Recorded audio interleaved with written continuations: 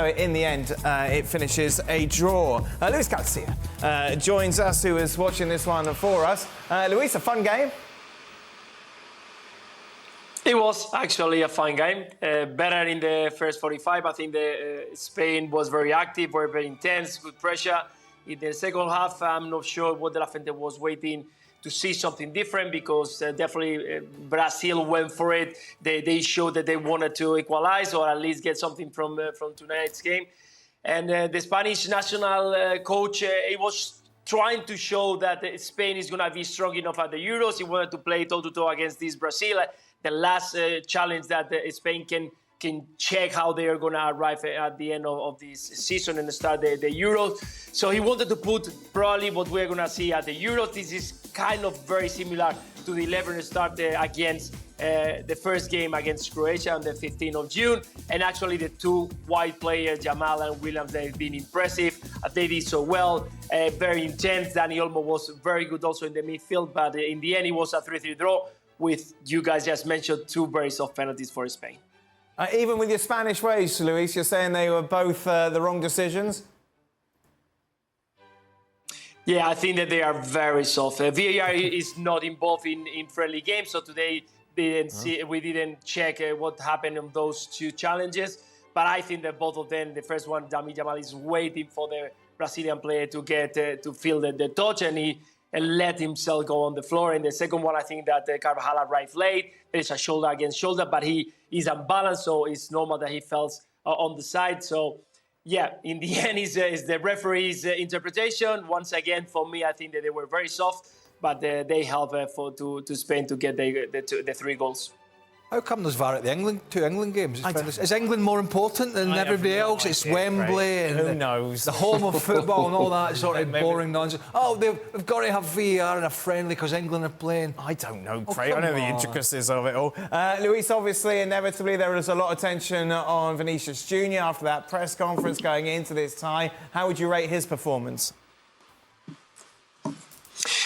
I think today was more about the fact that we are all involved against the Racing, that there was a good atmosphere at the stadium. I think it was more than 70,000 people supporting Spain, but also a lot of people watching the Real Madrid players that were involved. I think Vinicius Jr. was pretty quiet in the first 45, maybe involved in a couple of opportunities, but not much more. I think, again, it was more about to be there, to show he wore also the armband, to be the captain of this Brazilian team that in the second half were very impressive with the intensity, with the changes that the manager made, with Endrick arriving in the second part. I think he was a key player in the last 30 or 25 minutes. But definitely it was a quiet night for Vinicius. Again, more about what was happening in that fight that he's been involved against the Racing. And another 45 minutes for Endrick and another goal to his name. Yeah, and it looks fantastic. In the moment he started on the game, in the first ball, it was a fantastic pass to Vinicius Jr., who was stopped by Lenormand. The second chance, again, making a good pass to try to assist Vinicius Jr. In the second one, it was that chance actually we saw in one of the corners to put another goal. It looks fantastic, to be honest. It looks quick, it looks skillful. He knows how to move into the box. He's very aware about the players around and looking for the movements of the players. And when he's near the box, well, he showed another goal for him. I think he scored twice in the last 2 games, but it's 2 goals in 4 games for Brazil. He's only 17 years old, so very impressive. So we go probably another pearl on Brazilian team. And of course, we're playing for Real Madrid next season. Overall, looking ahead to the Euros for Spain, Luis, what are the expectations?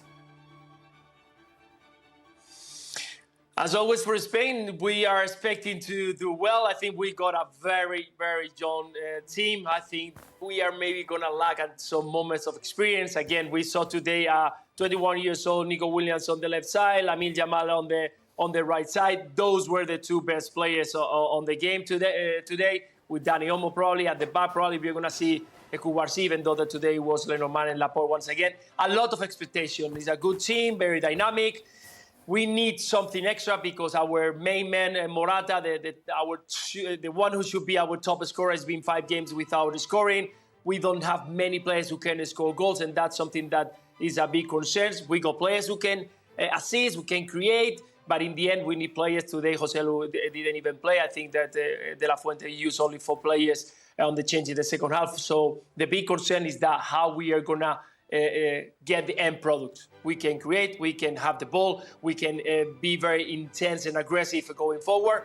We are very good and solid at the back, but we are missing that piece that is a number 9 who can score 15 goals.